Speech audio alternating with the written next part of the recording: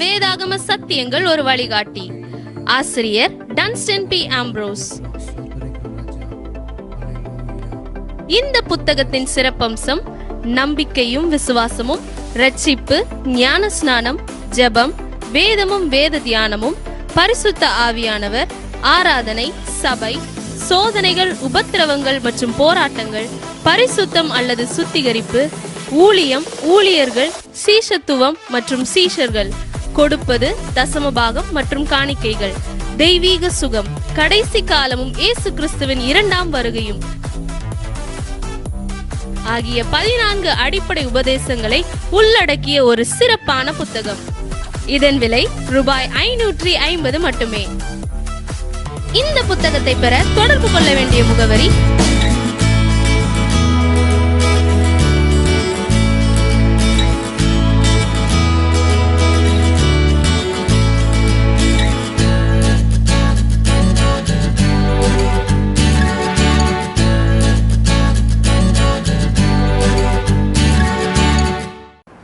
கர்த்தருடைய பரிசுத்த நாமத்திற்கு மகிமை உண்டாவதாக.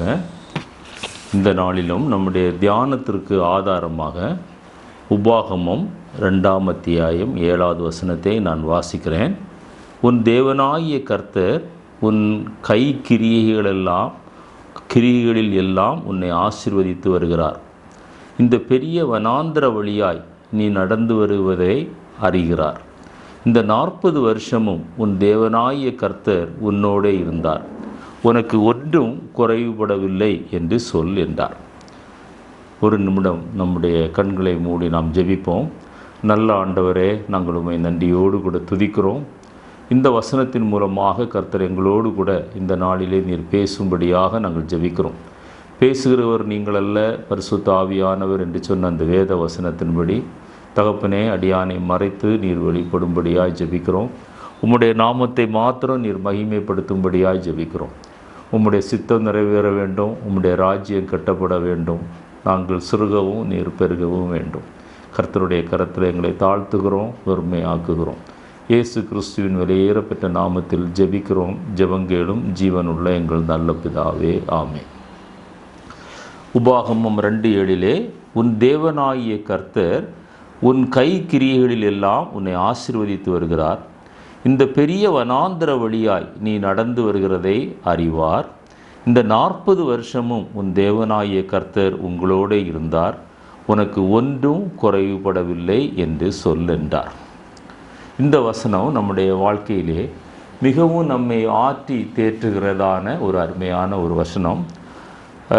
21 அக்டோபர் 2000 ஆண்டு ஆண்டவர் தனிப்பட்ட முறையிலே என்னோடு கூட இந்த வசனத்தோடு கூட இடைப்பட்டார். நம்முடைய வாழ்க்கையிலே நாம் பல தடவை நாம் சஞ்சலப்படும் போது, அல்லது என்ன செய்வது என்று தெரியாது திகைக்கும் போது, வழியதுவோ என்று திகைக்கும் போது, அல்லது பல பிரச்சனைகள் போராட்டங்களிலே நாம் அமிழ்ந்து போய் காணப்படும் போது, தேவனாகிய கர்த்தர் நம்மிடத்திலே சொல்கிறதான ஒரு ஆறுதலான வார்த்தை என்னவென்றால், அவர் நம்மை ஆசீர்வதிக்கிறார். அவர் நம்முடைய பாதையை அவர் அறிகிறார். அவர் நம்மோடு கூட இருக்கிறார். நமக்கு ஒன்றும் குறைபடாமல் பாதுகாக்கிறார். எனவே இந்த நாளிலே மரண பரியந்தம் நம்மை நித்தமும் நடத்துகிற தேவன் என்கிறதான தலைப்பிலே நாம் சில வசனங்களை வேத புத்தகத்திலிருந்து நாம் தியானிக்க போகிறோம். யோசுவா 24:17 எடுத்து நாம் வாசிக்கும்போது, நம்மையும் நம்முடைய பிதாக்களையும் அடிமைத்தன வீடாகிய எகிப்து தேசத்திலிருந்து புறப்பட பண்ணி நம்முடைய கண்களுக்கு முன்பாக பெரிய அடையாளங்களை செய்து நாம் நடந்த எல்லா வழியிலும் நாம் கடந்து வந்த எல்லா ஜனங்களுக்குள்ளும் நம்மை காப்பாற்றினவர் நம்முடைய தேவனாகிய கர்த்தர் தாமே. இஸ்ரவேல் ஜனங்களை பார்த்து யோசுவா சொல்கிறதான காரியம், அவர்களை எகிப்தின் அடிமைத்தனத்திலிருந்து ஆண்டவர் மீட்ட நாள் முதல் அந்த கானான் தேசத்திற்கு கொண்டு வந்து சேர்க்கும் வரைக்கும் அவர் எத்தனையோ அற்புதங்கள், அடையாளங்கள், அதிசயங்களை அவர் செய்தார் என்று நாம் வேதத்திலே வாசிக்கிறோம். அவர் சொல்லும்போது நாம் நடந்து வந்த எல்லா வழியிலும், இன்னொரு காரியம், எல்லா ஜனங்களுக்குள்ளும் நம்மை அவர் காப்பாற்றினார். அவர் நம்முடைய தேவனாகிய கர்த்தர். அவர்களுடைய வஸ்திரங்கள் பழசாய் போகவில்லை என்று பார்த்தோம். அவர்களுடைய பாதரட்சையுடைய வார் கூட அறுந்து போகவில்லையாம். கால்கள் வீங்கவில்லையாம். பரலோகத்தின் மன்னாவினால் அவரை போஷித்தார். அந்த கண்மலையை பிளந்து வனாந்தரத்தில் தண்ணீரை கொடுத்தார். இறைச்சி கேட்டபோது காற்றை வீச செய்து காடையை கொண்டு குவிய செய்தார். இப்படி எத்தனையோ அடையாளங்கள், அற்புதங்கள். அவர்கள் நடாத தோட்டங்கள், கட்டாத வீடுகள் எல்லாவற்றையும் ஆண்டவர் கொடுத்தார். அப்படிப்பட்ட ஆண்டவர் அந்த 40 வருஷம் இஸ்ரவேல் ஜனங்களை வனாந்திரத்தில் வழிநடத்தின ஆண்டவர் நம்மையும் அந்த எகிப்து தேசமாகிய உலகத்திலிருந்து ஆண்டவர் இன்றைக்கு ரட்சித்து நம்மை ஞானஸ்நானம் என்கிற சத்தியத்திற்குள்ளே வழிநடத்தி நம்மை பரிசுத்த ஆவியினாலே அபிஷேகித்து பரிசுத்தமாய் வாழ ஆண்டவர் இன்றைக்கு நம்மை நடத்தி கொண்டு வருகிறார். இது நம்முடைய சொந்த முயற்சியினால் நடக்கிற ஒரு காரியம் அல்ல. எனவே தான் யோசுவா சொல்லும்போது அந்த வசனம் இப்படியாய் முடிகிறது, நம்மை காப்பாற்றினவர் நம்முடைய தேவனாகிய கர்த்தர் தாமே, கர்த்தர் தாமே, வேறு யாரும் அல்ல. வேறு யாருடைய பலத்தினாலும் நாம் இந்த எகிப்தின் அடிமைத்தனத்திலிருந்து, உலகத்தின் அடிமைத்தனத்திலிருந்து நாம் வெளியே வரவில்லை. கர்த்தர் தாமே, அவர்தான் நம்மை அழைத்தார், நம்மை தெரிந்து கொண்டார். தாயின் கற்பத்திலே உருவாகும் முன்பே என் கண்கள் உன்னை கண்டதென்று ஒரு இடத்துல வாசிக்கிறோம். இன்னொரு இடத்துல வாசிக்கும் போது உனக்கு எலும்புகள் உருவாகும் முன்பே என் கண்கள் கண்டதென்று வாசிக்கிறோம். என்னை கேட்டுக்கொண்டிருக்கிற தேவனுடைய பிள்ளையே, ஆண்டவர் தானே உன்னை இந்த நாளிலே ரட்சித்து உன்னை ஞானஸ்நானம் என்கிற சத்தியத்திற்குள்ளாய் வழிநடத்தி அபிஷேகித்து பரிசுத்தமாய் வாழ உன்னை ஒரு பரிசுத்த ஜாதியாய் தெரிந்தெடுத்தவர் கர்த்தர் என்பதை நாம் ஒரு நாளும் மறந்துவிடக்கூடாது. 1 சாமுவேல் 22ஆம் அத்தியாயம் 3வது வசனத்தில் நான் வாசிக்கும்போது, தாவீது ராஜா சவுல் ராஜாவுக்காக பயந்து ஓடி அவர் மோவாபின் ராஜாவினிடத்திலே போய் அடைக்கலம் புகிறார். அப்பொழுது அவர் சொல்லுகிற ஒரு வார்த்தை மிகவும் அருமையாக எழுதப்பட்டிருக்கிறது. தேவன் என்னை எப்படி நடத்துவார் என்று நான் அறியும் மட்டும் என் தகப்பனும் என் தாயும் உங்களிடத்தில் தங்கியிருக்கும்படி தயவு செய்யும் என்று சொன்னார் என்று வேதத்திலே வாசிக்கிறோம். இந்த அனுபவத்தை நம்முடைய வாழ்க்கையிலே நாம் கற்றுக்கொள்ள வேண்டும். ஆண்டவர் நித்தமும் நம்மை நடத்தி மரண பரியந்தும் நம்மை நடத்த வேண்டுமானால் கர்த்தர் நம்மை எப்படி நடத்துவார் என்பதற்கு நாம் கொஞ்சம் அவகாசம் கொடுத்து காத்திருக்க வேண்டும். நம்முடைய சுய புத்தியினாலேயோ அல்லது நம்முடைய சுய ஞானத்தினாலேயோ நடக்க வேண்டிய வழியை நாம் தெரிந்தெடுக்காமல் கர்த்தர் நம்மை எப்படி நடத்துவார் இந்த சூழ்நிலையிலே என்று அவருடைய சமூகத்திலே காத்திருப்பது நாம் அவசியம். இந்த முகவுரையோடு கூட ஆண்டவர் நம்மை எப்படி நடத்துவார் என்று சில வசனங்களை நாம் தியானிக்க போகிறோம். ஏசாயா 58:11 வாசிக்கிறோம், கர்த்தர் உன்னை நித்தமும் நடத்தி, நித்தமும் ஒவ்வொரு நாளும் அல்லது ஒவ்வொரு நாளும் என்று சொல்வதை விட ஒவ்வொரு வினாடியும் ஆண்டவர் நம்மை நடத்தி மகா வறட்சியான காலங்களில், அதாவது நடக்க முடியாதென்று நம்ம நினைக்கிற அந்த சூழ்நிலையிலும் கூட உன் ஆத்துமாவை திருப்தியாக்கி நம்மை திருப்தி அடைய செய்கிற ஆண்டவர் உன் எலும்புகளை நினமுள்ளதாக்குவார். நீ நீர்ப்பாய்ச்சலான தோட்டத்தை போலவும் வற்றாத நீரூற்றை போலவும் இருப்பாய். இதற்கு நிபந்தனைகள் இருக்கிறது. நாம் ஆண்டவருடைய பரிசுத்த ஓய்வு நாளை அனுசரிக்க வேண்டும், பரிசுத்தமாய் ஜீவிக்க வேண்டும் என்றெல்லாம் அந்த அத்தியாயத்திலே நாம் வாசிக்கிறோம். உபவாசம் என்பது பரிசுத்தமாய் நாம் கடைபிடிக்க வேண்டிய ஒரு காரியம் என்றெல்லாம் வாசிக்கிறோம். ஆனாலும் நான் சுட்டிக்காட்ட விரும்புகிற காரியம் என்னவென்றால், நித்தமும் நடத்துகிற தேவன், வறட்சியான காலங்களிலே நடத்துகிற தேவன். எலும்புகள் உலர்ந்து போய்விட்டதோ, இந்த உலர்ந்த எலும்புகள் உயிரடையுமா என்று நீ திகைக்கிற சூழ்நிலையில் அந்த எலும்புகளை நினமுள்ளதாக்குவார். எசேக்கியேலில் அந்த உலர்ந்த எலும்புகளை மகா பெரிய சேனையாய் எழும்ப செய்த ஆண்டவர், வனாந்தரத்தை வயல்வெளியாய் மாற்றுகிறவர், வறண்ட நிலத்தை நீரூற்றாய் மாற்றுகிறவர். அதே ஆண்டவர் நம்மிடத்தில் சொல்கிறார், நீ நீர்ப்பாய்ச்சலான தோட்டத்தை போல் இருப்பார். வறட்சியான காலங்களில் நீ எப்படி இருப்பாய்? தண்ணீர் பாய்க்கப்பட்ட ஒரு தோட்டம் போல திருப்தியாக்குகிற ஒரு அனுபவத்தை ஆண்டவர் தருவார். வற்றாத நீரூற்றை போல நீ இருப்பாய். எனவே இந்த உலகத்தில் என்ன சூழ்நிலைகள் நம்மை எதிர்கொள்ள வந்தாலும் நமக்கு ஒரு நிச்சயம் உண்டு, நம்மை நடத்துகிற ஒரு ஆண்டவர் உண்டு. அவர் நித்தமும் நடத்துவார், மரண பரியந்தும் நம்மை நடத்துவார். 48ஆம் சங்கீதத்திலே 14வது வசனத்திலே பக்தன் இப்படியாய் சொல்லுவான், இந்த தேவன் என்றென்றைக்கும் உள்ள சதா காலங்களிலே நம்முடைய தேவன், என்றென்றைக்கும் உள்ள சதா காலம். அவர் இந்த நாளில்தான் அல்லது இந்த காலத்தில்தான் அவர் நமக்கு தேவன் என்று அல்ல, என்றென்றைக்கும் உள்ள சதா காலங்களிலும் உள்ள தேவன். மரண பரியந்த நம்மை நடத்துவார். இந்த உலகத்தை விட்டு நாம் பிரியும் வரைக்கும் ஆண்டவருடைய நடத்துகிற கரம் நம்ம மேல அமர்ந்திருக்கும். 80ஆம் சங்கீதத்திலே 1வது வசனத்திலே சொல்லும்போது அவர் நடத்துகிற விதத்தை பற்றி அங்கு அழகாக எழுதப்பட்டிருக்கிறது. இஸ்ரவேலின் மேய்ப்பரே, அவர் ஒரு மேய்ப்பனை போல நம்மை நடத்துவார். யோசேப்பை ஆட்டு மந்தையை போல நடத்துகிறவரே, செவி கொடும், கேருபின் மத்தியில் வாசம் பண்ணுகிறவரே என்று நாம் வேதத்திலே வாசிக்கிறோம். ஆண்டவர் ஒரு மந்தையை நடத்துவது போல, அந்த ஒரு ஆட்டு மந்தையை நடத்துவது போல அவருடைய ஜனங்களை அவர் நடத்துவார் என்று அந்த 80ஆம் சங்கீதத்திலே முதல் வசனத்தை நாம் வாசிக்கிறோம். 121ஆம் சங்கீதத்தை நாம் வாசிக்கும் போது ஆண்டவர் நம்மை நடத்த வேண்டும் என்றால் நாம் என்ன செய்ய வேண்டும் என்பதை அங்கே பக்தன் எழுதி வைத்திருக்கிறார். அந்த எனக்கு ஒத்தாசை வரும் பர்வதங்களுக்கு நேராக என் கண்களை ஏறெடுக்கிறேன். வானத்தையும் பூமியை உண்டாக்கின கர்த்தரிடத்திலிருந்து எனக்கு ஒத்தாசை வரும். என் காலை தள்ளாட விட்டார். உன்னை காக்கிறவர் உறங்கார். இதோ இஸ்ரவேலை காக்கிறவர் உறங்குவதும் இல்லை, தூங்குகிறதும் இல்லை. கர்த்தர் உன்னை காக்கிறவர். கர்த்தர் உன் வலது பக்கத்திலே உனக்கு நிழலாயிருக்கிறார். பகலிலே வெயிலாகிலும் இரவிலே நிலவாகிலும் உன்னை சேதப்படுத்துவதில்லை. கர்த்தர் உன்னை எல்லா தீங்குக்கும் விலக்கி காப்பார். அவர் உன் ஆத்துமாவை காப்பார். கர்த்தர் உன் போக்கையும் உன் வரத்தையும் இது முதற்கொண்டு என்றைக்கும் காப்பார். எவ்வளவு வாக்குத்தத்தம் நிறைந்த ஒரு வசனம்! அந்த 8 வசனங்களும் loaded with God's promise, God's providence, காட்ஸுடைய அந்த கைடன்ஸ், இதெல்லாம் இந்த 8 வசனங்களிலே நான் வாசிக்க முடியும். சோர்ந்து போயிருக்கிற நீங்கள், ஒருவேளை என்னை கேட்டுக்கொண்டிருக்கிறீர்கள், சோர்வோடு கூட இருப்பீர்களே, ஆனால் அந்த சங்கீதத்தை எடுத்து வாசியுங்கள், அதை தியானியுங்கள். கர்த்தர் நம்மை எப்படி நடத்துகிறார், கர்த்தர் நடத்துவதற்கு நாம் என்ன செய்ய வேண்டும் என்பதை குறித்து ஆவியானவர் எழுதி வைத்திருக்கிறார். ஏசாயா தீர்க்கதரிசியின் புத்தகம் 40ஆம் அத்தியாயம் 11வது வசனத்தில் நான் அதற்கு முந்தி வாசித்தோமே, சங்கீதம் 81 அதே போல ஆண்டவர் திரும்பவும் சொல்கிறார், மேய்ப்பனை போல தமது மந்தையை மேய்ப்பார். இங்கே இன்னும் மிக விளக்கமாக சொல்லப்பட்டிருக்கிறது.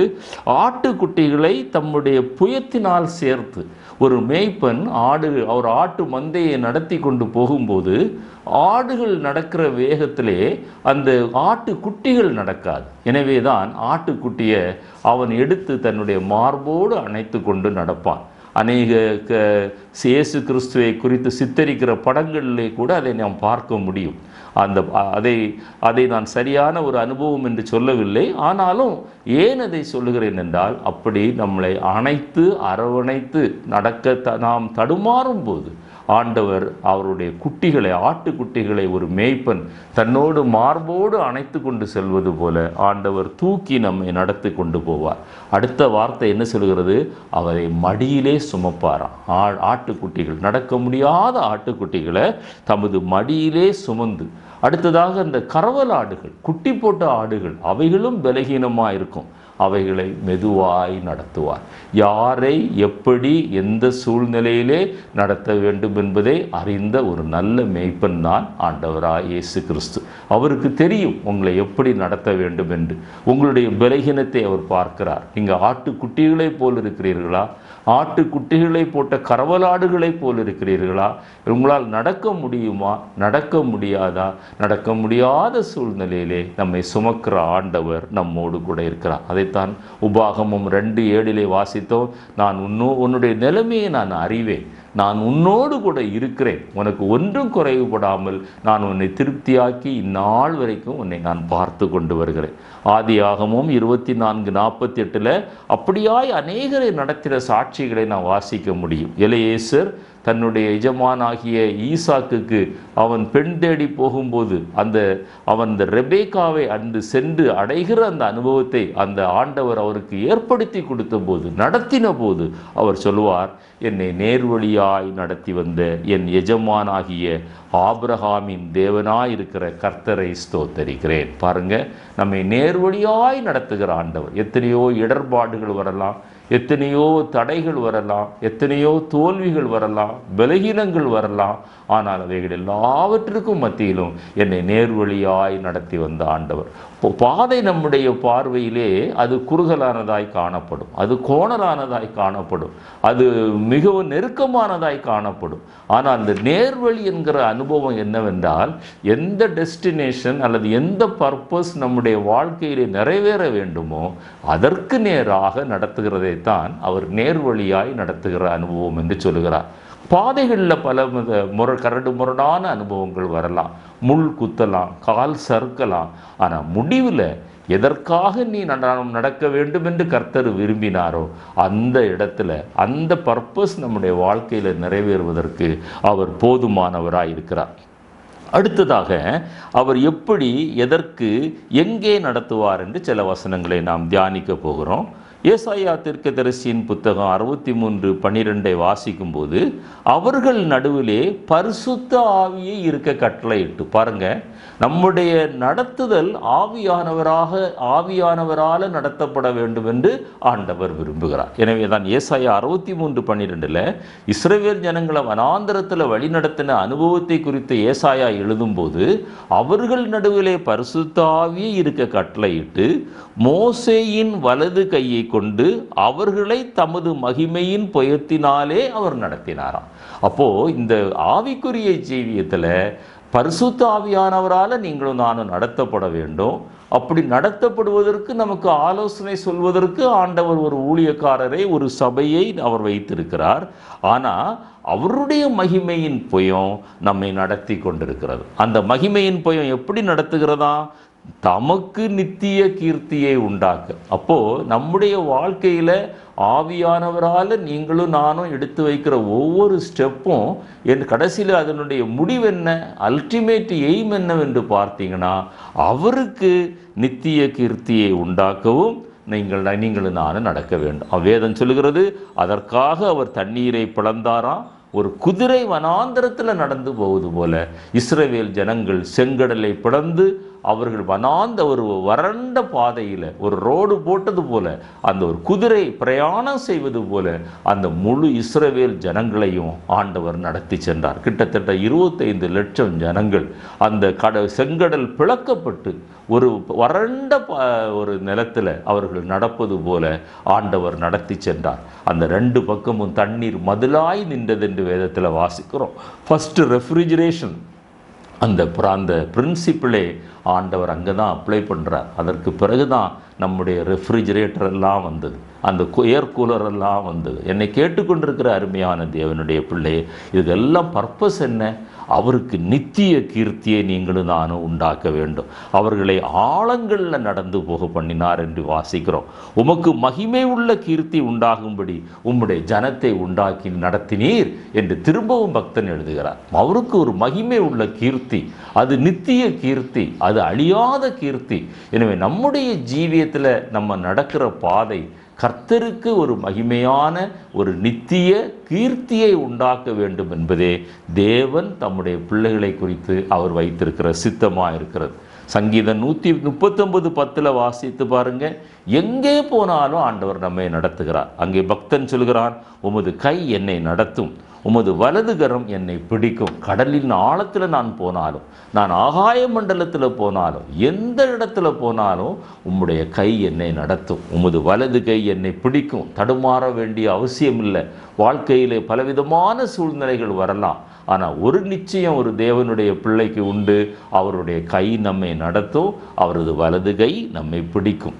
லூக்கா 1:79 சகரியா, யோவான் ஸ்நானகனுடைய தகப்பனார், அவர் ஆண்டவராய் இயேசு கிறிஸ்துவை குறித்து அவர் சாட்சி தீர்க்க தரிசனமாக சொல்லும்போது, தன்னுடைய மகன் பிறந்ததை குறித்து தீர்க்க தரிசனமாய் சொல்லும்போது, நம்முடைய கால்களை சமாதானத்தின் வழியிலே நடத்தவும் இரக்கத்தினாலே உன்னதத்திலிருந்து தோன்றிய அருணோதயம் நம்மை சந்தித்திருக்கிறது என்று சொல்லுகிறார். அப்படி சமாதான பிரபு, சமாதான காரணர், சமாதான கர்த்தர், உன்னதத்திலிருந்து தோன்றின அந்த அருணோதயம், அவரை நீங்களும் நானும் கண்டுகொள்ள வேண்டும், அவரை இரட்சகராக ஏற்றுக்கொள்ள வேண்டும். இதற்காகத்தான் கர்த்தர் நம்மை நடத்தி கொண்டு வந்தார். அந்த ரட்சிப்பின் சந்தோஷத்தை நமக்கு தந்தார். 23ஆம் சங்கீதத்தில் 3வது வசனத்தில் வாசிக்கிறோம், அவர் என் ஆத்துமாவை தேற்றி, அந்த அருணோதயத்தை யாரெல்லாம் தங்களுடைய வாழ்க்கையில சொந்த இரட்சகராக ஏற்றுக்கொண்டார்களோ அவர் என் ஆத்துமாவை தேற்றி தம்முடைய நாமத்தின் நிமித்தம் என்னை நீதியின் பாதையிலே நடத்துகிறார். அப்போ ஒரு நீதி உள்ள பாதை என்று ஒன்று உண்டானால் அநீதி உள்ள பாதை என்று ஒன்று இருக்கிறது என்பதை நாம் விளங்கிக் கொள்ள வேண்டும். அநேகர் சொல்லுவார்கள் ரோமுக்கு பல வழிகளில் செல்லலாம் என்று. ஆனால் பரலோகத்திற்கு ஒரு வழிதான் உண்டு, அது நானே வழியும் சத்தியமும் ஜீவனுமாய் இருக்கிறேன் என்ற அந்த நீதியின் பாதை. அந்த நீதியின் பாதையில் வந்த நீங்களும் நானும் பாக்கியவான்கள் என்பதை மறந்துவிடக்கூடாது. 25ஆம் சங்கீதத்தில் 9வது வசனத்தில் வாசிக்கும் போது அப்படி நீதியின் பாதையில் நடத்துகிறவர்களை ஆண்டவர் எப்படி நடத்துவாராம்? சாந்த குணம் உள்ளவர்களை நியாயத்திலே நடத்துவாராம். அப்போ தெய்வீக அந்த திவ்ய சுபாவங்கள் நமக்கு வருகிறது, சாந்த குணம் நம்மிடத்தில் வருகிறது, நீடிய பொறுமை வருகிறது, சகிப்புத்தன்மை வருகிறது, மன்னிக்கிற தன்மை வருகிறது. அவர்கள் சாந்த குணம் உள்ளவர்களை நியாயத்திலே நடத்தி சாந்த குணம் உள்ளவர்களுக்கு தம்முடைய வழியை போதிக்கிறாராம். தொடர்ந்து போதித்து கொண்டே இருக்கிறார். நீ எப்படி நடக்க வேண்டும், எப்படி போக வேண்டும், எல்லாவற்றையும் கற்றுக் கொடுக்கிற ஒரு ஆண்டவர். 32ஆம் சங்கீதம் 8வது வசனத்தில் அதை மிக அழகாக இன்னும் சொல்லப்பட்டிருக்கிறது. நான் உனக்கு போதித்து நீ நடக்க வேண்டிய வழியை உனக்கு காட்டுவேன். அது கூகுளில் போய் சர்ச் பண்ண வேண்டிய அவசியம் இல்லை, அது இன்டர்நெட்டில் சர்ச் பண்ணுகிற ஒரு காரியம் இல்லை, வேத புத்தகத்திலே எழுதப்பட்டிருக்கிறது. ஆண்டவர் நம்முடைய கரத்தில் கொடுத்திருக்கிற வேத புத்தகத்திலே நாம் நடக்க வேண்டிய வழியை ஆண்டவர் எழுதி வைத்திருக்கிறார். உன்மேல் என் கண்ணை வைத்து மற்றவங்க சொல்லுகிற அந்த நடத்துதல் எதுவுமே நமக்கு ஆசீர்வாதமாய் இருக்காது. அவர்களுடைய கண்கள் நம்மேல் இருக்காது. உன்னுடைய ஆலோசனை கேட்கும் போது சொல்வார்கள், கடந்து சென்று விடுவார்கள். ஆனால் தேவன் அவருடைய கண்ணை நம்மேல வைத்து நான் உனக்கு ஆலோசனை சொல்லுவேன். ஆலோசனையை நாம் கேட்பது நல்லது, மற்றவர்களிடம் கேட்பது நல்லது. அது தேவ ஆலோசனையாக இருக்கிறதா என்று பார்க்க வேண்டும். ஆண்டவர் நம்மேல் கண்ணை வைத்து நமக்கு ஆலோசனை சொல்லி நித்தமும் நம்ம நடக்க வேண்டிய வழியை ஆண்டவர் நமக்கு போதிக்கிறார். 73ஆம் சங்கீதத்தில் 24வது வசனம் இப்படியாய் சொல்கிறது, உம்முடைய ஆலோசனையின்படி நீர் என்னை நடத்தி. அப்போ ரட்சிப்பில நடத்தினவர், அவருக்கு நித்திய கீர்த்தி உண்டாகும்படி நடத்தினவர், நீதியின் பாதையில் நடத்தினவர், அவருடைய திவ்ய சுபாவங்களை நமக்கு தந்து நடத்தினவர், ஒவ்வொரு நாளும் நம்மேல் கண்ணை வைத்து ஆலோசனை சொல்லி நம்மை நடத்துகிற தேவன் எதற்காக நம்மை நடத்தி கொண்டு போகிறார்? அந்த வசனம் சொல்லுகிறது, உம்முடைய ஆலோசனையின்படி நீர் என்னை நடத்தி முடிவிலே உன்னுடைய நம்பிக்கை வீண் போகாது, உனக்கு ஒரு முடிவு உண்டு என்று வேதத்தில் வாசிக்கிறோம். நம்ம எல்லாருடைய ஜீவியத்திலும் இந்த உலக ஜீவியத்தில் ஒரு முடிவு உண்டு. அந்த முடிவுக்கு பிறகு என்ன நடக்கும்? அதுதான் வாழ்க்கையில் மிக முக்கியமான காரியம். முடிவிலே என்னை மகிமையிலே ஏற்றுக்கொள்வீர். அந்த மகிமைக்கு நேராக நடத்துகிறார். அவருக்கு நித்திய மகிமை நித்திய கீர்த்தி உண்டாக இந்த உலகத்தில் நம்மை நடத்தி அடுத்ததாக என்ன செய்கிறார்? அவருடைய மகிமையிலே, அந்த நித்திய மகிமையிலே நம்மையும் ஏற்றுக்கொள்கிறார். எவ்வளவு பெரிய ஒரு அன்பு பாருங்க, எவ்வளவு பெரிய ஒரு தியாகம் பாருங்க, எவ்வளவு பெரிய ஒரு நடத்துதல் பாருங்க. தானியேல் தீர்க்கதரிசி 4ஆம் அத்தியாயம் 35வது வசனத்தில் ஆவியானவர் அல்லது தேவன் எப்படி ஒரு மனிதர்களை நினைக்கிறார் பாருங்க. பூமியின் குடிகளெல்லாம் ஒன்றுமில்லை என்று எண்ணப்படுகிறார்கள், அவர் தமது சித்தத்தின்படி வானத்தின் சேனையையும் பூமியின் குடிகளை நடத்துகிறார். இந்த உலகத்தில் உள்ள சூழ்நிலைகள் எல்லாம் எதிரடையாக இருக்கலாம், அல்லது பல எதிர்ப்புகள் வரலாம் நம்முடைய விசுவாச வாழ்க்கையில். ஆனால் கர்த்தருடைய பார்வையில் உங்களுக்கு விரோதமாய் செயல்படுகிறவங்க, உங்களை எதிர்க்கிறவங்க, உங்களுடைய ஆவிக்குரிய ஜீவியத்தை தடை பண்ணுறவங்க, நஷ்டப்படுத்துகிறவங்க, அவருடைய பார்வையில் ஒன்றுமில்லை என்று எண்ணப்படுகிறார்கள், ஒன்றுமில்லை என்று எண்ணப்படுகிறார்கள். அவர் தமது சித்தத்தின்படி வானத்தின் சேனையையும் பூமியின் குடிகளை நடத்துகிறார். ஒவ்வொரு நாளும் சூரியன் உதிக்கிறது, ஒவ்வொரு நாளும் சூரியன் அஸ்தமிக்கிறது, அது ஒரு நாளும் நின்று போகவில்லை. அவருடைய சித்தத்தின்படி இந்த சூரியன், சந்திரன், நட்சத்திரங்கள் எல்லாம், அந்த வானத்தின் சேனைகள் எல்லாம் செயல்படுகிறது. அதே அந்த பிரமாணத்தின்படி தான் ஆண்டவர் அவர் தெரிந்து கொண்ட ஜனங்களை அவர் நடத்துகிறார். அவருடைய கைகளை தடுத்து அவரை நோக்கி என்ன செய்கிறீர் என்று சொல்லத்தக்கவன் ஒருவனும் இல்லை என்றேன். பாருங்க எவ்வளவு அவர் நம்மை நடத்துவதை குறித்து, அல்லது பூமியின் ஜனங்களை அவர் எப்படி நடத்துகிறார் என்பதை குறித்து, வானமண்டல சேனைகளை எப்படி நடத்துகிறார் என்று குறித்து யாராவது கேள்வி கேட்க முடியுமா? மனுஷன் எத்தனையோ காரியங்களை சொல்றான். நம்ம சந்திராயன்ல போறோம், சந்திரனுக்கு போறோம், மார்ஸுக்கு போகிறோம், எங்கே சன்னுக்கு போக போகிறோம்னு சொல்கிறோம், இப்படி எல்லா காரியங்களையும் சொல்கிறோம். ஆனால் அவரை பார்த்து யாராவது சொல்ல முடியுமா, நீர் என்ன செய்கிறீர் என்று கேட்க முடியுமா? நிச்சயமாகவே முடியாது. என்னை அருமையான தேவனுடைய பிள்ளையை ஆண்டவர் நடத்துகிற ஒரு தேவர். ஆதியாகமம் 48ஆம் அத்தியாயம் 14வது வசனத்தில் ஆண்டவர் ஒரு உதாரணத்திற்காக சொல்கிறேன், ஒரு முக்கியமான ஒரு காரியம் அங்கே எழுதப்பட்டுகிறது. அப்பொழுது இஸ்ரவேல் என்பது யாக்கோபை குறிக்கிறது. அவன் அந்த முக்கியமான வார்த்தை இதுதான், மனம் அறிய.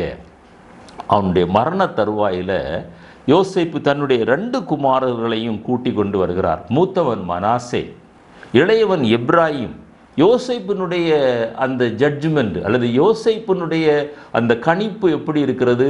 அந்த இஸ்ரவேலருடைய அந்த வழக்கத்தின்படி சேஷ்டபுத்திர பாகம் மிக விசேஷமானது. அது மூத்த மகனுக்கு வர வேண்டிய ஆசீர்வாதம். ஆனால் வேதம் என்ன சொல்கிறது?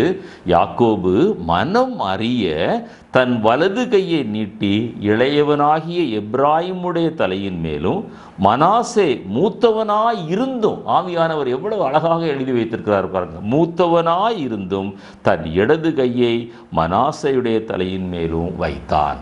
பாருங்க, மனம் அறிய. அவருக்கு தெரியும் மனாசே மூத்தவர் என்று தெரியும், எப்ராயிம் இளையவர் என்று தெரியும், மனாசைக்கு அந்த சேஷ்டபுத்திர பாகம் சேர வேண்டியது வழக்கத்தின்படி என்று தெரியும்.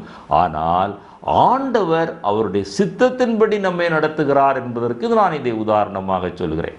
மனமறிய இஸ்ரவேல் அந்த எப்ராயிமைக்கு அந்த சேஷ்டபுத்திர பாகத்தை கொடுத்து தன்னுடைய வலது கையால் ஆசீர்வதிக்கிறார். யோசேப்பு தடுக்கிறாரு, பிடிச்சு மாற்றி விடுறாரு. நீ எனக்கு தெரியும் மகனே என்று சொல்லி அவருக்கு ஆண்டவருடைய தேவ சித்தத்தை அவர் உணர்ந்து அவர் அப்படி நடத்துகிறார். அதே போல் நம்முடைய வாழ்க்கையில் நம்முடைய எதிர்பார்ப்புகளின்படி நம்மை நடத்துகிறவர் அல்ல நம்முடைய ஆண்டவர். அவருடைய சித்தத்தின்படி ஆண்டவர் நம்மை நடத்துகிறார். 107ஆம் சங்கீதத்தில் 30வது வசனத்தில் ஏன் அவருடைய சித்தத்தின்படி நடத்துகிறார்? அவருடைய சித்தத்தின்படி நீங்கள் நம்ம நடத்தப்பட்டால்தான் அந்த நாடின துறைமுகத்திற்கு நீங்களும் நானும் போக முடியும். நாடின துறைமுகம் என்பது நம்ம நித்திய ஜீவனை பரலோக ராஜ்யத்தில் சுதந்திரிக்கிற அனுபவம். ஆண்டவர் யார் மூலமாகவோ நம்மை நடத்துவதற்கு அவர் போதுமானவர். அவர் மோசையின் மூலமாக இஸ்ரவேல் ஜனங்களை வனாந்திரத்தில் வழி நடத்தினார். அதே நேரத்தில் பரிசுத்த ஆவியே அவர்கள் நடுவே இருக்க கட்டளையிட்டார் என்று நாம் தியானித்தோம்.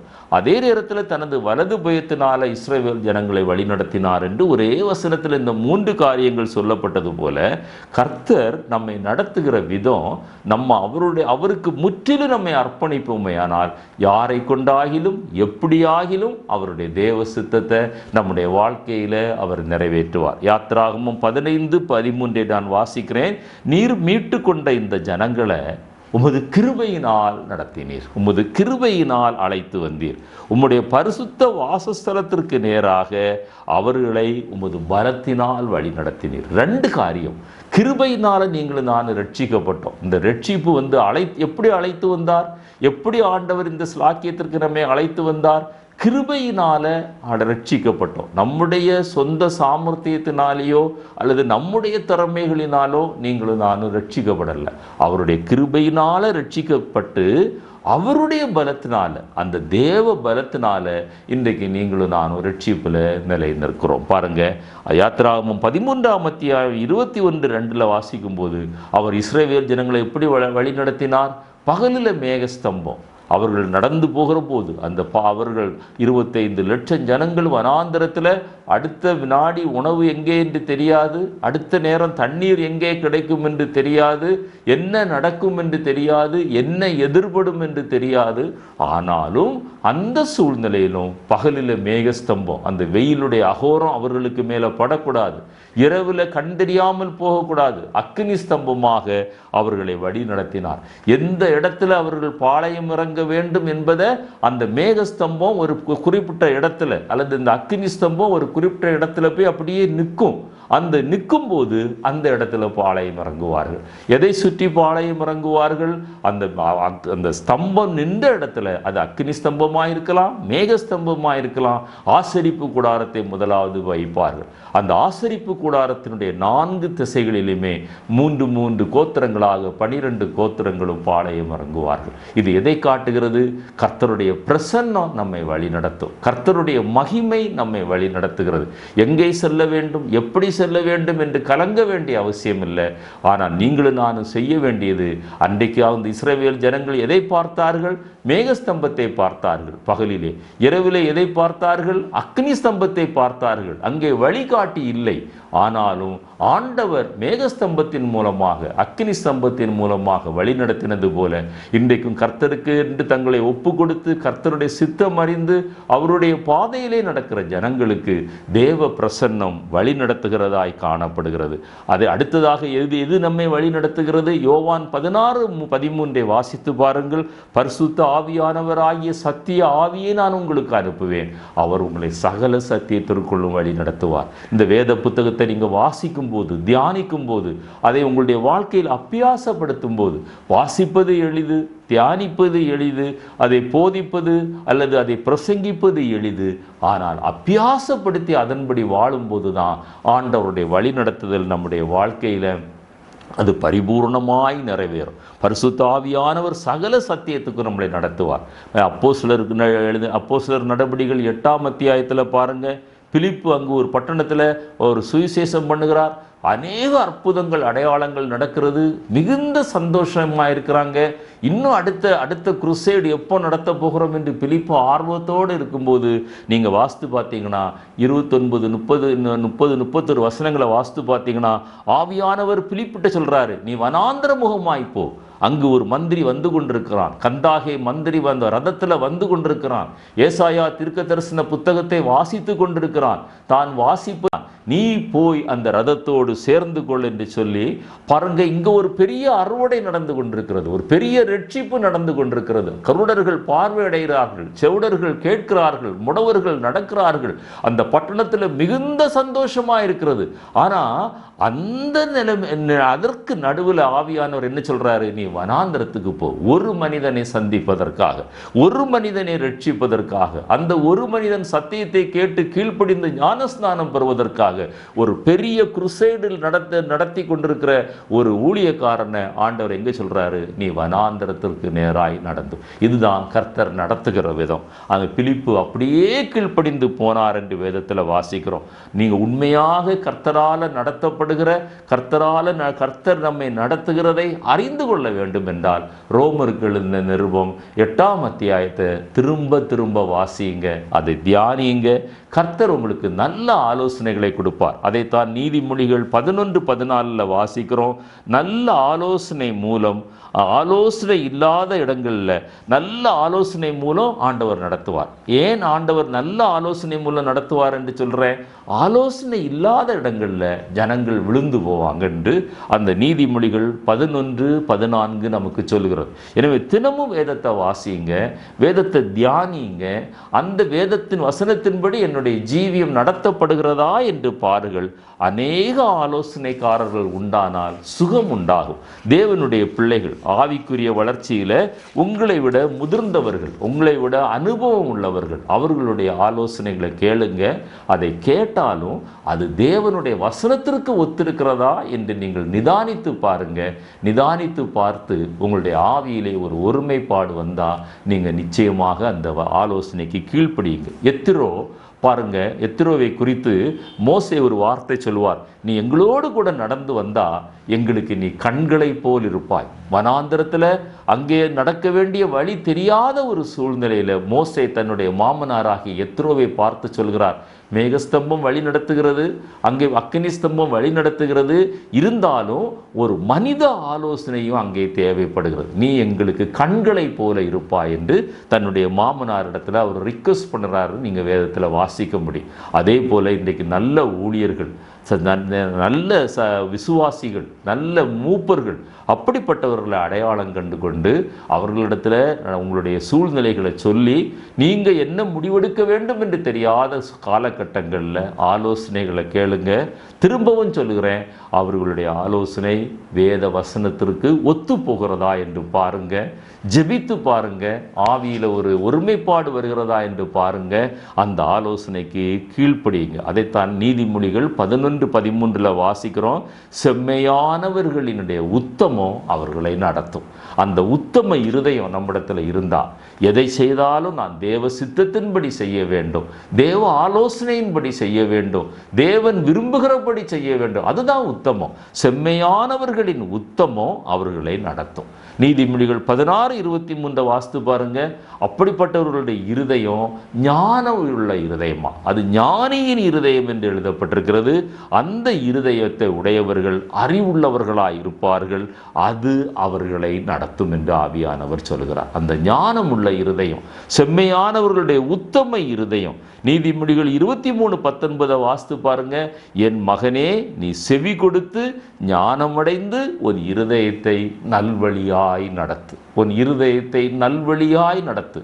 அந்த ஞானமுள்ள இருதயம், செம்மையான இருதயம், அந்த அறிவுள்ள இருதயம் எப்பொழுது வருகிறது? வேதத்தை வாசித்து தியானித்து அதை கை கொண்டு நல்ல ஆலோசனைகளுக்கு செவி கொடுத்து அது தேவ சித்தமா என்று ஜெபித்து பார்த்து ஒரு முடிவெடுக்கும் போது தான் அந்த ஆலோசனையை ஆண்டவர் நமக்கு தருகிறார். என்னை கேட்டுக்கொண்டிருக்கிற தேவனுடைய பிள்ளையே, சில நேரங்களில் ஜீவ ஜந்துக்கள் மூலமாக கூட ஆண்டவர் நமக்கு ஆலோசனை சொல்கிறார். உதாரணத்துக்கு ஒன்று சொல்கிறேன். நீதிமொழிகள் 6:6-7 வசனங்களை வாசித்து பாருங்க. ஆண்டவர் சொல்றாரு, சோம்பேறியே, நீ போய் எறும்பினிடத்தில் கற்றுக்கொள், நீ போய் எறும்பினிடத்தில் கற்றுக்கொள். எறும்பு அற்பமான ஜந்து. நம்ம அதை போல ஒரு 100 மடங்கு அல்லது 1000 மடங்கு பெரிய உருவமாக இருக்கிறோம். ஆனால் ஆண்டவர் நம்மை பார்த்து சொல்றார், நம்ம நிர்விசாரமாக இருந்தா, சோம்பலாக இருந்தா, செய்ய வேண்டிய காரியங்களை செய்யாமல் இருந்தா, ஆண்டவர் சொல்றாரு, நீ இப்போ எறும்பினிடத்தில் கற்றுக்கொள். அநேக காரியங்களை ஆண்டவர் வேத புத்தகத்தில் எழுதி வைத்திருக்கிறார். அதே நேரத்தில் தவறான நடத்துதலுக்கு எச்சரிக்கையாயிருங்கள். தன்னை தவறான நடத்துதலை பற்றி ஆண்டவர் சொல்லும்போது குருடனுக்கு குருடன் வழிகாட்டுகிற அனுபவம் என்று சொல்லுகிறார். ஒரு குருடனுக்கு குருடன் வழிகாட்டுவானே ஆனால் இருவரும் குழியிலே விழுந்து விடுவார்கள். மத்தேயு எழுதின சுவிசேஷம் 23ஆம் அத்தியாயம் 16வது வசனத்தையும் 24வது வசனத்தையும் நான் உங்களுக்கு வாசிக்க விரும்புகிறேன். மத்தேயு எழுதின சுவிசேஷம் 23, 16, 24 2 வசனங்களை வாசிக்கிறேன். குருடரான வழிகாட்டிகளே, உங்களுக்கு ஐயோ! எவனாகிலும் தேவாலயத்தின் பேரில் சத்தியம் பண்ணினால் அதனால் ஒன்றுமில்லை என்றும், எவனாகிலும் தேவாலயத்தின் பொன்னின் பேரில் சத்தியம் பண்ணினால் அவன் கடனாளி என்றும் சொல்லுகிறீர்கள். 24ஆம் வசனத்தில் வாசிக்கும் போது, குருடரான வழிகாட்டிகளே, கொசு இல்லாதபடி வடிகட்டி ஒட்டகத்தை விழுங்குகிறவர்களாயிருக்கிறீர்கள். இது மாயக்காரராகிய வேதபாரகரே, பரிசேயரே என்று இந்த மாயமான வாழ்க்கை, மாய்மாலமான வாழ்க்கை வாழ்கிறவர்களிடத்தில் எந்த சூழ்நிலையிலும் ஆலோசனை கேட்காதீங்க. அதைத்தான் நான் முதல்ல சொன்னேன். நல்ல ஆலோசனை நல்ல ஊழியர்களிடத்திலும் நல்ல விசுவாசிகளிடத்திலும் நீங்கள் கேட்டுக்கொண்டாலும் அது வேத வசனத்திற்கு ஒத்திருக்கிறதா என்று ஆராய்ந்து பார்த்து ஜெபித்து ஆவியில ஒருமனம் வந்த பிறகு அந்த ஆலோசனைக்கு செவி கொடுங்க. பாருங்க, அநேகர் இன்றைக்கு தவறான வழிகளை காட்டுகிறார்கள், தவறான போதனைகளை சொல்லுகிறார்கள். அதை விளக்கி சொல்ல நான் விரும்பல. எதை யார் சொன்னாலும், எந்த ஆலோசனை சொன்னாலும் சத்தியத்தை மிக அழகாக, மிக நேர்த்தியாக, மிக துல்லியமாக புரட்டி விடுவார்கள். அவர்கள் பேசுகிற விதம் அப்படியே தேவதூதர்களை போல பேசுவார்கள். என்னை கேட்டுக்கொண்டிருக்கிற தேவனுடைய பிள்ளையே, அவர்கள் குருடருக்கு வழிகாட்டுகிற குருடர்களாக இருக்கிறாங்க. கொசு இல்லாதபடி வடிகட்டிடுவாங்க, ஆனால் ஒட்டகத்தை விழுங்கிடுவான்னு ஆண்டவர் சொல்றார். அவர்களை குறித்து நீங்களும் நானும் எச்சரிக்க வேண்டும். இதைத்தான் பவுல் அப்போஸ்தலர் அந்த புதிய ஏற்பாட்டில் அவருடைய அந்த அப்போஸ்தலரிடம் அந்த ஆதி நாட்களில் இந்த சபைகளில் அவர் சொல்கிறார். ரோமர் 2ஆம் அத்தியாயம் 19வது வசனத்தில் சொல்றார், உனக்கு யூதன் என்று ஒரு பெயர் இருக்கிறது. உள்ளத்தில் யூதனே யூதன் என்று இன்றைக்கு நம்மை பற்றி நாம் சொல்லிக் கொள்கிறோம். யூதன் என்கிற பெயர் இருக்கிறது. நீ நியாயப்பிரமாணத்தை நன்றாய் கற்றுக்கொண்டிருக்கிறாய், நீ நன்றாய் உபதேசிக்கிறாய், உபதேசிக்கப்பட்டவனாய் இருக்கிறாய். தேவனை குறித்து நீ மேன்மை பாராட்டுகிறாய், ஆனாலும் நீ குருடனாய் இருக்கிறாய், நீ குருடனுக்கு வழி காட்டாதே என்று சொல்லுகிறார். எனவே நம்மை குறித்து நாம் எச்சரிக்கையாக இருக்க வேண்டும். மற்றவர்களுக்கு நாம் வழிகாட்டுகிற நாம் எப்படி இருக்கிறோம்? நம்மை நாமே நிதானித்து அறிந்தால் நியாயம் தீர்க்கப்படும். நம்முடைய வாழ்க்கை எப்படி இருக்கிறது? பிரசங்கிக்கிற நான் எப்படி இருக்கிறேன்? போதிக்கிற நான் எப்படி இருக்கிறேன்? அந்த வசனத்திற்கு நான் கீழ்ப்படிந்திருக்கிறேனா? அதைத்தான் அவர் சொல்றார். நீ யூதன் என்று பெயர் பெற்றிருக்கிறாய், நியாயப்பிரமாணத்தின் மேல பற்றுதலாய் இருக்கிறாய், நீ உபதேசிக்கப்பட்டவனாய் இருக்கிறாய், நீ உபதேசிக்கிறாய், ஆனாலும் தேவனை குறித்து மேன்மையும் பாராட்டுகிறாய், ஆனாலும் நீ குருடனாய் இருக்கிறாய். குருடனுக்கு குருடன் வழிகாட்டுகிற அனுபவம் அல்ல. எனவே இந்த நாளில் நம்ம ஒரு தீர்மானம் எடுப்போம். தேவ சித்தத்தின்படி அவருடைய நடத்துதலுக்கு நம்மை நாமே ஒப்பு கொடுப்போம். அந்த உத்தம இருதயத்தோடு, அந்த ஞான இருதயத்தோடு, அந்த அறிவுள்ள இருதயத்தோடு மற்றவர்களுக்கு ஆலோசனை சொல்லி அவர்களையும் கர்த்தரண்டையில் வழி நடத்துவோம். யோசுவா 3:4 ஒரு வசனம் இருக்கிறது. இதற்கு முன்பே நீங்கள் ஒரு நாளும் இந்த வழியாய் நடந்து போனதில்லை. கர்த்தர் உங்களை புதிய பாதையிலே நடத்த விரும்புகிறார். இதுவரைக்கும் உங்களுடைய அனுபவம் எப்படி இருந்தது என்று உங்களுக்கும் தெரியும், ஆண்டவருக்கும் தெரியும். எனவே இந்த நாளில் கர்த்தருடைய கரத்தில் ஒப்பு கொடுப்போம். கர்த்தர் ஏற்ற வேளையில் நம்மை சகாயம் பண்ணுவார். வேதத்தில் எத்தனையோ உதாரணத்தை சொல்ல முடியும். இஸ்ரவேல் ஜனங்கள் யோர்தானை கடந்து, அவர்கள் எரிகோவை கடந்து, செங்கடலை கடந்து எல்லாம் வரும்போது கடைசியில் சூர் வனாந்தரத்தில் வர்றாங்க. அங்கே தண்ணீர் இல்லாமல் தவிக்கிறாங்க. தாகத்தினால் நாவு வறண்டு போகிறது. இஸ்ரவேல் ஜனங்கள் தேவனுக்கு விரோதமாய் முறுமுறுக்கிறார்கள். அதே சூழ்நிலையில் ஆண்டவர் ஒரு ஏலிமுக்கு நேராய் அழைத்து சென்றார். அங்கு நீரூற்றுகள் இருந்தது, அங்கே பேரீச்ச மரங்கள் இருந்தது. இதே போல தான் ஆண்டவர் நம்மை கைவிடாமல் இன்றைக்கு நம்மை நடத்தி வந்திருக்கிறார். பழைய ஏற்பாட்டிலே புதிய ஏற்பாட்டிலே நீங்க பாருங்க, ஆபிரகாமே வனாந்தரத்தில் நடத்தினவர், ஈசாக்கை நடத்தினவர், யாக்கோபை நடத்தினவர். ஒரு அப்பமும் இறைச்சியும் சாப்பிட்டு விட்டு 40 நாட்கள் எலியாவை நடந்து போக செய்தவர். யோபுவை அவருடைய எல்லா பாடுகள் உபத்திரவங்களுக்குள்ளே நடத்தினவர். ரூத்து அவளுடைய சிறுமையில், அவளுடைய இழப்பில், அவளுடைய வேதனையில், கணவனை இழந்து மாமனாரை இழந்து அந்த நேரத்தில் ரூத்தை நடத்தி சென்றவர். அந்த இயேசுவுக்கு முற்பாட்டியாக நடத்தி சென்றவர். பவுல் அந்த கடந்த 27, 28 வசனங்களை அத்தியாயத்தை வாசித்து பாருங்க. அவருடைய ஊழிய பாதையில் எத்தனை பாடுகள், எத்தனை உபத்திரவங்கள். இரோக்குலிதான் என்கிற ஒரு பெரிய புயல்ல சிக்கி கப்பல் உடைந்து பிராண சேதம் வராதபடி தேவனை பாதுகாத்து, கப்பல் சேதத்தை மாத்திரம் தேவனை அனுமதித்து அங்கே ஒரு தீவிலே, மெலித்தா என்கிற ஒரு தீவிலே கொண்டு சேர்க்கிறார். பாருங்க, ஒரு வேதனைக்கு பின்பாக, ஒரு போராட்டத்திற்கு பின்பாக ஆண்டவர் ஒரு ஆசீர்வாதத்தை வைத்திருக்கிறார். அதே போல தான் ஆண்டவர் நம்மை இந்த உலகத்தில் நடத்தி செல்கிறார். இந்த உலகத்தில் நம்ம நடந்து போகிற பாதை கரடு முரடாக இருக்கலாம். ஆனால் ஒன்றை நீங்கள் ஞாபகத்தில் வைத்துக் கொள்ளுங்கள். நாம் நடந்து போகிற பாதையை கர்த்தர் அறிகிறார். அவர் நம்மோடு கூட இருக்கிறார். அவர் நம்மை நடத்தி செல்கிறார். மகிமையிலே அவர் நம்மை ஏற்றுக்கொள்ளுவார். நாடின துறைமுகத்திற்கு நேராய் நம்மை கொண்டு செல்லுவார். நித்திய மகிமை, அவருக்கு நித்திய கீர்த்தி உண்டாகும்படி நம்மை நடத்தி கொண்டிருக்கிறார். ஒரு வசனத்தை வாசித்து நான் முடிக்க விரும்புகிறேன். 1 கொரிந்தியர் 2:9 தேவன் தம்மில் அன்பு கூறுகிறவர்களுக்கு ஆயத்தம் பண்ணினவைகளை கண் காணவும் இல்லை, காது கேட்கவும் இல்லை, அவைகள் மனுஷனுடைய இருதயத்தில் தோன்றவும் இல்லை. நம்ம புத்திக்கு எட்டாத, நம்மால கிரகிக்க முடியாத ஒரு வழியில் ஆண்டவர் நம்மை நடத்தி சென்று அவர் நம்மை நித்திய ஜீவனுக்கு நேராய், பரலோக ராஜ்யத்திற்கு நேராய், நித்திய மகிமைக்கு நேராய், நித்திய கீர்த்திக்கு நேராய் ஆண்டவர் நம்மை நடத்தி கொண்டிருக்கிறார். ஆனால் ஒன்றை மாத்திரம் நன்றாக விளங்கிக் கொள்ளுங்கள். அவருடைய கரத்தில் நம்ம விழுந்து, ஆண்டவரே உம்மை நான் உறுதியாய் பற்றி கொண்டிருக்கிறேனப்பா, உம்முடைய சித்தம் போல என்னை நடத்தும் அப்பா, நான் விரும்புகிறபடி அல்லப்பா, என்னுடைய சித்தம் அல்ல, உம்முடைய சித்தத்தின்படியே ஆக கடவுதென்று அவர் அந்த கெத்செமனே தோட்டத்திலே அந்த பாடுகளுக்கு முன்பாக அவர் சொன்னது போல உம்முடைய சித்தத்தின்படி ஆக கடவுள் என்று சொல்வோமே. ஆனால் ஆண்டவர் நம்மை நடத்தி கொண்டு போகிற தேவனாயிருக்கிறார். நித்தமும் நடத்தி, மரண பரியந்த நம்மை நடத்தி, நித்திய மகிமையிலே, நாடின துறைமுகத்திலே நம்மை ஏற்றுக்கொள்ள ஆயத்தமாயிருக்கிற ஒரு ஆண்டவர் தான் நம்முடைய ஆண்டவர். தேவன் தாமே இந்த வார்த்தைகளை ஆசீர்வதிப்பாராக. இந்த செய்தி உங்களுக்கு ஆசீர்வாதமாக இருந்தால் மற்றவர்களுக்கு அறிமுகப்படுத்துங்கள். உங்களுக்காக நாங்கள் தொடர்ந்து ஜெபித்து கொண்டிருக்கிறோம். நீங்களும் எங்களுக்காக ஜெபியுங்கள். தேவன் தாமே உங்களையும் என்னையும் நித்தமும் நடத்தி மகிமையிலே, நாடின துறைமுகத்திலே, நித்திய கீர்த்தியிலே சேர்த்து கொள்வார் என்று விசுவாசிப்போம். கர்த்தர் நம்மை ஆசீர்வதிப்பார். ஆமென்.